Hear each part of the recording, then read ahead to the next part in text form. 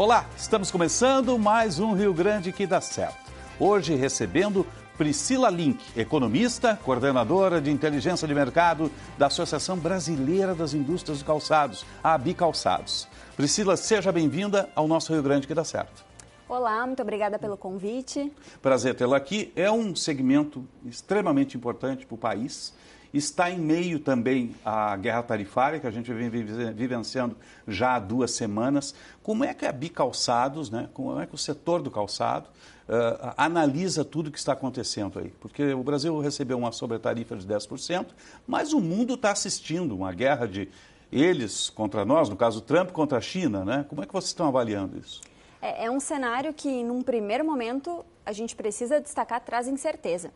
Incerteza não só para as nossas decisões, mas para o mercado como um todo. Então, a gente tem diversas nuances que a gente pode avaliar de impactos possíveis para o calçado.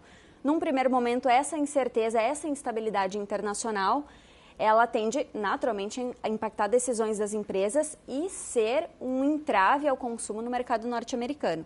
E principalmente falando de sobretaxa, a gente está falando de uma possibilidade de repasse desse preço diretamente para o consumidor norte-americano. De calçado, de qualquer produto, a gente está falando de um aumento do custo da cesta de consumo desse consumidor.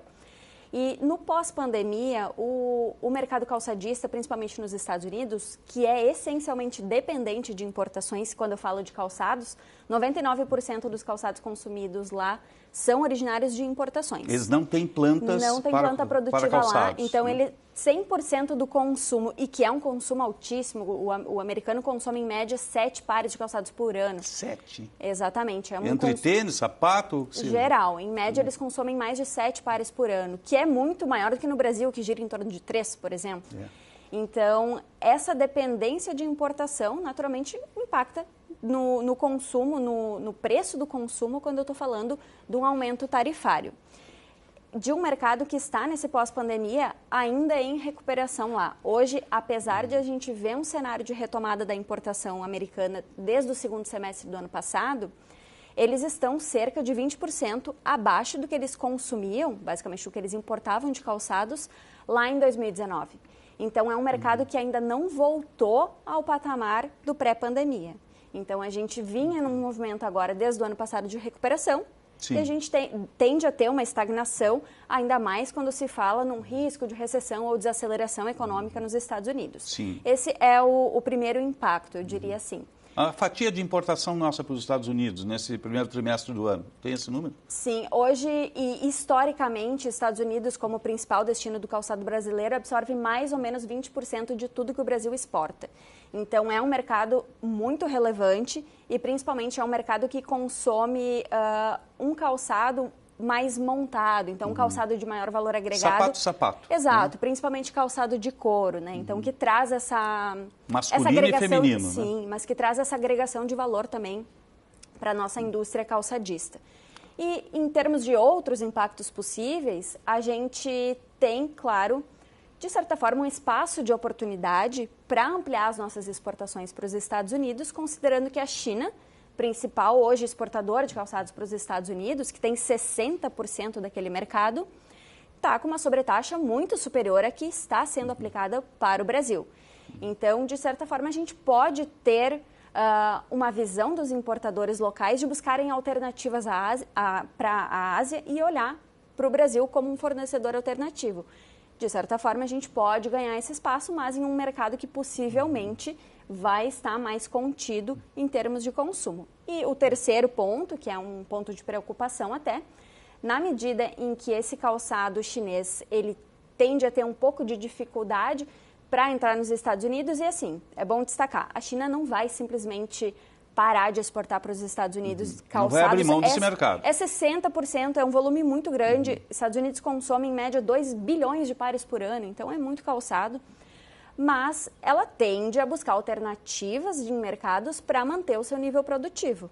E isso a gente já sentiu em fevereiro. Por exemplo, em fevereiro, a exportação de calçados da China para os Estados Unidos já teve uma retração em função lá dos 20% que estavam sendo aplicados até então. Então, esse produto ele tende a ser desovado em outros mercados.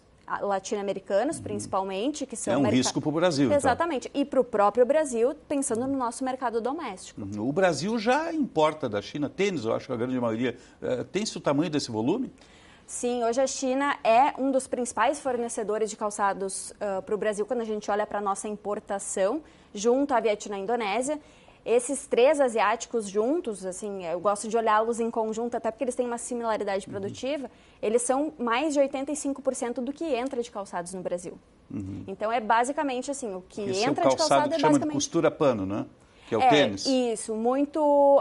Existe uma concentração muito grande de calçados que a gente chama de material têxtil e, essencialmente, a gente está falando, sim, de tênis e principalmente calçados esportivos, que acaba sendo o setor no nosso mercado interno mais impactado. O mercado interno, o que absorve hoje do Brasil em matéria de calçado? Hoje, em termos de totalidade de consumo, a gente tem um consumo no mercado brasileiro de mais de 800 milhões de pares por ano, bastante diversificado. A gente tem, e que é muito alinhado... Aí tem chinelo, calçado masculino, feminino, exatamente. tênis. Muito também, alinhado ao que a gente tem em termos de dinâmica de produção, que é uma indústria muito diversa. E isso é uma vantagem brasileira também. Então, temos os chinelos, temos os laminados sintéticos, temos os calçados de material têxtil, calçados de couro, naturalmente, e outros calçados em geral. Mas é uma planta bem diversa, tanto em consumo quanto em produção. O Rio Grande do Sul, onde é que se posiciona no cenário nacional? O Rio Grande do Sul é hoje o segundo maior produtor de calçados do Brasil. Ele tem mais ou menos 25% do que é produzido em termos de volume.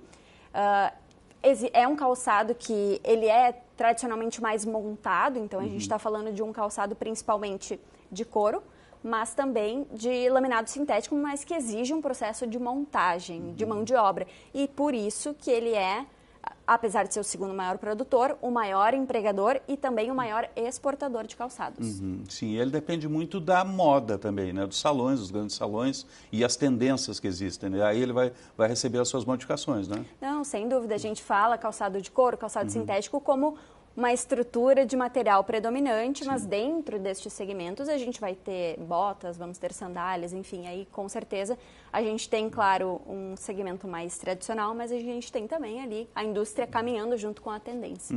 Tarifação interna, qual é a do calçado hoje? Em termos de importação, tu diz? Isto. Sim, hoje existe um acordo do Mercosul, então, de uma forma geral, os países eles aplicam as tarifas que foram acordadas intra-Mercosul, que é a tarifa externa comum. O Brasil hoje, o calçado brasileiro, o calçado que entra do exterior hoje no Brasil, ele paga uma alíquota de 35%. E nós exportamos para o Mercosul, usamos os mercados do Mercosul? Sem dúvida, sem dúvida. A Argentina é o segundo principal destino do calçado brasileiro. Se a gente olhar no recorte do primeiro trimestre desse ano, inclusive ultrapassa os Estados Unidos, porque está com um ritmo de retomada mais acelerado em termos de importações. E o benefício do Mercosul é que intra-Mercosul, então tanto o Brasil exportando, por exemplo, para a Argentina, quanto a Argentina exportando para o Brasil, não tem alíquota de imposto de importação. Então o imposto é zero, a gente tem essa vantagem competitiva frente aos países extra-bloco, né? Para os Estados Unidos, quantos pares a gente mandou no primeiro trimestre, agora? Não sei de cabeça, mas em média, imagino que deva estar em torno de 10 milhões de pares. É bastante, né? Isso. É bastante. A tendência é se manter. Tu falou que a indústria calçadista não se recuperou tudo ainda no Estado, né? O que ainda falta, né, em recuperação? A gente tem, hoje, em termos de distribuição da nossa pauta produtiva, tanto regional quanto em termos de produto, uma diversidade frente ao que nós tínhamos no pré-pandemia. O nosso registro, assim, como setor é que em 2024 a indústria voltou ao patamar prévio à pandemia, então depois de praticamente 5 anos a gente conseguiu retomar o patamar e não é recuperar aquilo que a gente perdeu, né? Porque a gente vai perdendo ano a ano algo que poderia ter sido um impulso para o setor, mas a gente volta a produzir aquilo que nós tínhamos produzido lá em 2019, mas com uma diferença de segmentos. Então, por exemplo, o segmento sintético, o segmento de injetados volta com mais força, mas o segmento de couro ainda um pouco abaixo do patamar lá de 2019. Sim, a tragédia climática também impactou muito as plantas ali no Vale dos Sinos, né? Sim, sem dúvida. A gente teve, principalmente naquele mês e no trimestre subsequente, um impacto muito significativo em termos de produção. A gente chegou a ter quedas de 60%, 70%, 80% ao mês. Acho que alguns municípios ficaram um mês parados, né? Sim, sem dúvida. A gente teve plantas que ficaram por um bom período, às vezes, inclusive plantas que não foram diretamente alagadas, inundadas de alguma forma, mas que não conseguiam trazer os seus trabalhadores para produzir. Porque eles foram impactados. Isso, mas diferente, por exemplo, da pandemia, a gente teve um cenário, de certa forma, mais ágil de recuperação. Então, 3, 4 meses depois, a maior parte da nossa indústria aqui no estado já estava voltando a operar. Então, que foi muito impulsionada também pelo consumo dos outros estados. Então, apesar da gente estar nós tínhamos aquelas campanhas, comprem do gaúcho, produto gaúcho. Exato, né? A gente tinha até muito do varejo impactado aqui no estado, mas a gente conseguiu usar o impulso também do consumo de outros mercados para conseguir reestruturar essa indústria. Tá certo, a gente está conversando aqui com a coordenadora de inteligência de mercado da Bicalçados. Vamos fazer um breve intervalo no Rio Grande que dá certo. Você fica conosco e nós já voltamos.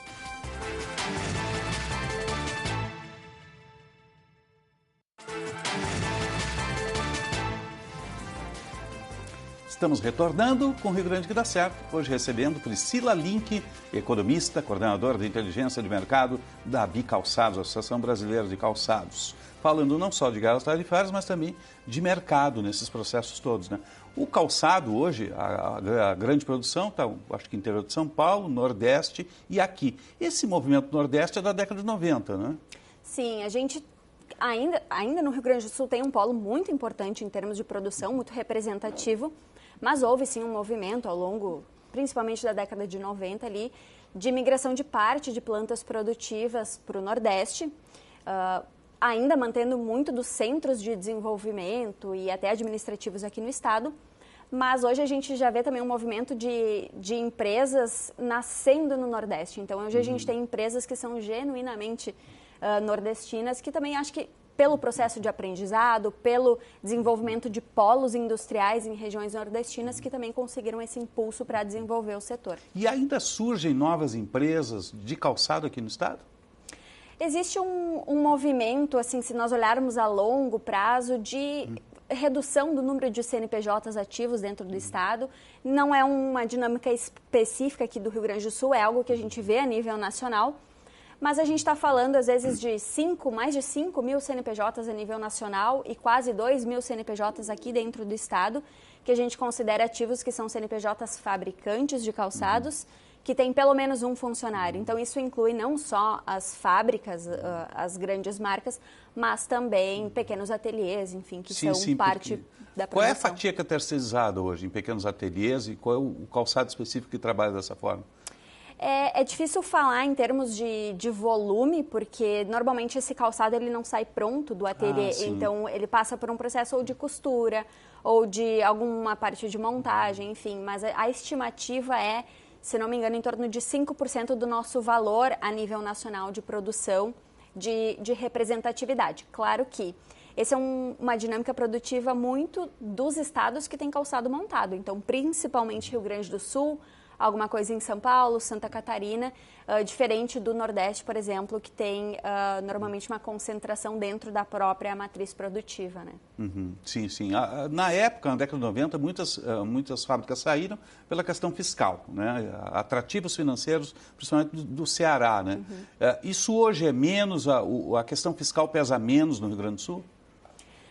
Na verdade, a gente mantém esse diferencial tarifário entre os estados. Se fala muito que a própria reforma tributária poderia, de uma forma, equiparar essa questão, mas é um tema que eu entendo também sensível tanto para o governo e principalmente para os estados, né? Então, a gente está falando de estados que muitas vezes dependem bastante dessa mão de obra e dessas indústrias que, ao longo dessas décadas, conseguiram desenvolver aquelas regiões no Nordeste, não só por meio de instaurar uma fábrica, uma unidade, mas desenvolver uma região em volta, porque trouxeram renda para aquilo. Lá também, exatamente, né? Trouxeram renda. Então, é interessante que comece a desenvolver ao redor das fábricas moradias e comércio e outras empresas. Então, é de fato um movimento de desenvolvimento. Sim, a indústria de calçado é propulsora do desenvolvimento dos municípios, no caso. Exato. No guarda-chuva das indústrias hoje no país, qual é a movimentação de postos de trabalho?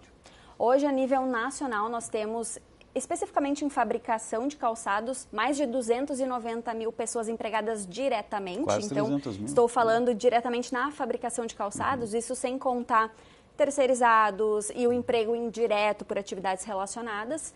E é um movimento crescente. Mesmo agora, no primeiro trimestre desse ano, a gente já conseguiu criar mais de 8 mil postos de trabalho diretos na indústria. O Rio Grande do Sul hoje detém praticamente 30% do emprego a nível nacional do setor e tem aí mais de 80 mil pessoas diretamente empregadas. Como é que vocês avaliam o cenário da economia para o resto do ano? Bom, diferente do que a gente tinha no ano passado, que foi um cenário muito puxado pelo mercado interno, na verdade o movimento dos últimos 2 anos da indústria puxada pelo mercado doméstico com uma retração na exportação, a gente começa nesse primeiro trimestre ver um movimento de crescimento em termos de exportação. Claro que estamos falando de uma base baixa de comparação, a gente precisa pontuar isso.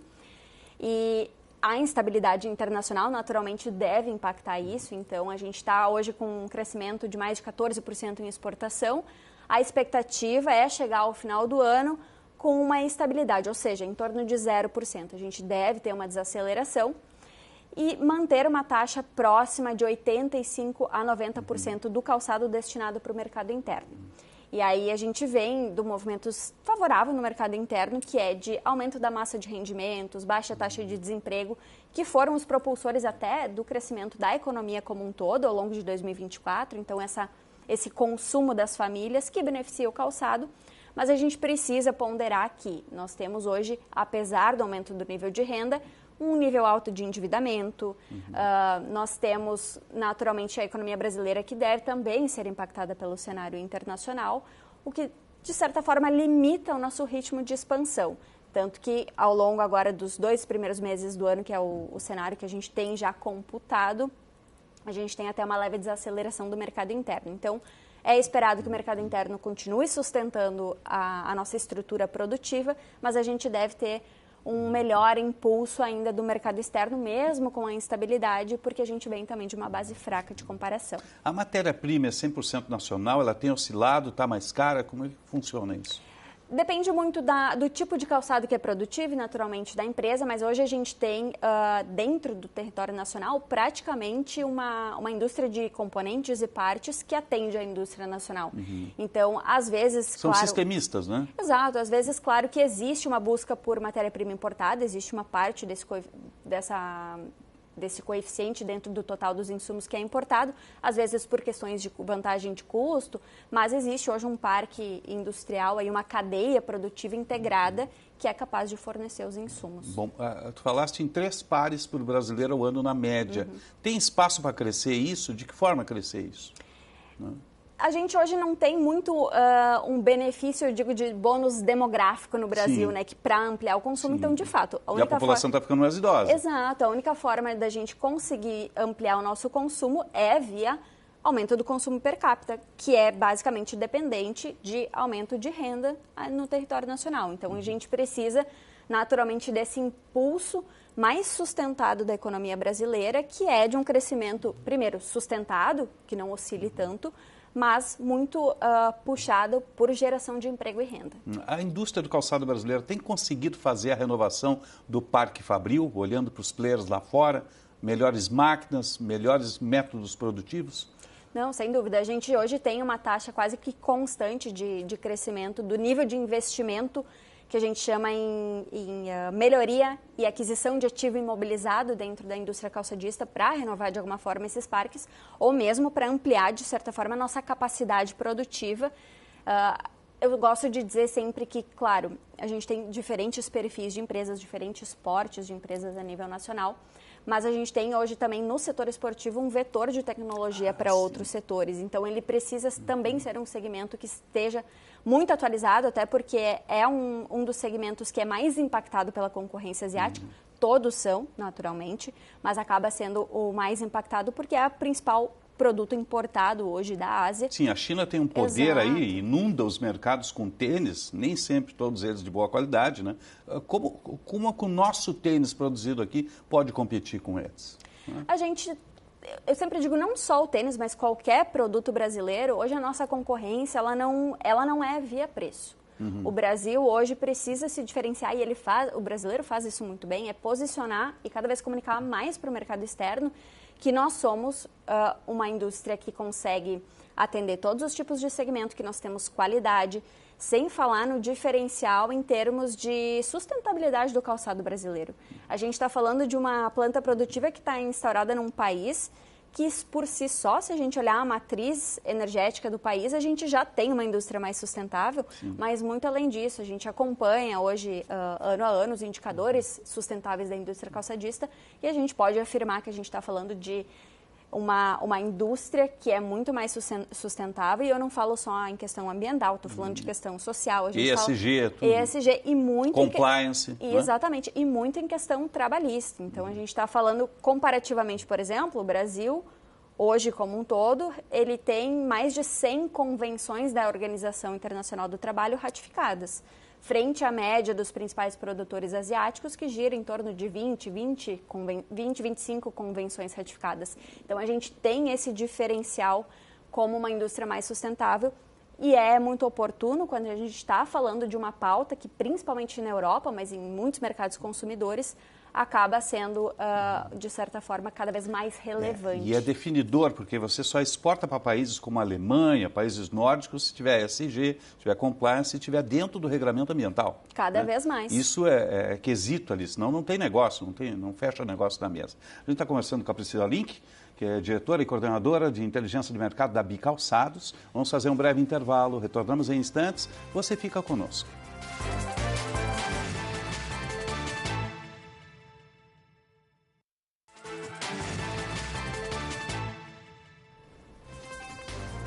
Estamos retornando com o Rio Grande que dá certo. Hoje recebendo Priscila Link, economista, coordenadora de inteligência de mercado da Bicalçados, Associação Brasileira de Calçados. Falar um pouquinho de tendência no país hoje. Quem consome mais o calçado brasileiro? Homem, mulher, jovem, criança? Por onde é que é a tendência? Sim, hoje a maior parte, tanto da nossa produção, mas naturalmente que é o que é direcionado principalmente para o mercado interno, são os calçados femininos, que tem uma representatividade maior, seguida dos calçados masculinos, e, por fim, com uma participação muito próxima do masculino, os calçados infantis. Agora, o que mais sai é o calçado esportivo, não é? Voltado à linha esportiva, no caso. Em termos de total, em termos de consumo-produção, a gente tem uma representatividade maior hoje do calçado feminino, e eu estou falando do calçado, então, claro, estou falando como um todo, inclui calçado montado, bota, enfim. Mas o calçado esportivo, ele tem uma parcela maior em termos de consumo, mas ele é cerca de 10% da nossa produção. Então, a gente acaba tendo hoje uma predominância, principalmente de consumo também, mais de calçados montados e casuais sociais. Qual é o peso do calçado, no caso do esportivo, o chinês, o vietnamita, esse que entra? E como ele influencia, no caso, a venda do produto nacional, o ataque ao produto nacional? É difícil a gente calcular a participação desse produto específico em termos de importação no Brasil. A gente consegue olhar para o mercado como um todo e no mercado como um todo essa participação ela não é tão representativa porque o Brasil a produção brasileira ainda detém a maior parcela do nosso consumo. Mas, claro, a gente sabe que essa participação ela é basicamente de calçados têxteis, tênis de uma forma geral. E a produção desse segmento aqui no Brasil é 10%. Então, eu estou falando de um peso maior concentrado aqui. Muito difícil a gente pontuar em termos de produto, porque mapear essa importação pontualmente acaba sendo mais difícil, ainda mais pelo critério de divulgação dos dados, que às vezes são mais agregados. Mas, de fato, esse é o segmento mais afetado. Claro que a gente sabe, o consumidor, às vezes, ele não faz a distinção. Sim, ele compra por preço. Exato. Chega, olha um tênis, se for de marca, mas ele não vai ver se aquela marca está sendo produzida aqui no Brasil ou se ela vem de fora. Mas a gente vê uma dinâmica muito crescente de posicionamento desse segmento, tanto no mercado doméstico, mas também no mercado internacional. Então, acho que o setor tem feito um trabalho muito bem, nesse sentido, muito bem feito, de cada vez mostrar, nós somos uma indústria brasileira, a gente compete com tecnologia, a gente compete com Temos entrega. qualidade. Exatamente. Quando a gente olha lá para fora, em matéria de tendências ou produtos que serão lançados, qual é o país que a gente olha? É Itália? Qual deles? É difícil falar, a gente está falando de tendência, muitas vezes algo que vem a nível internacional, a gente tem muito do desenvolvimento hoje na própria indústria brasileira, é claro.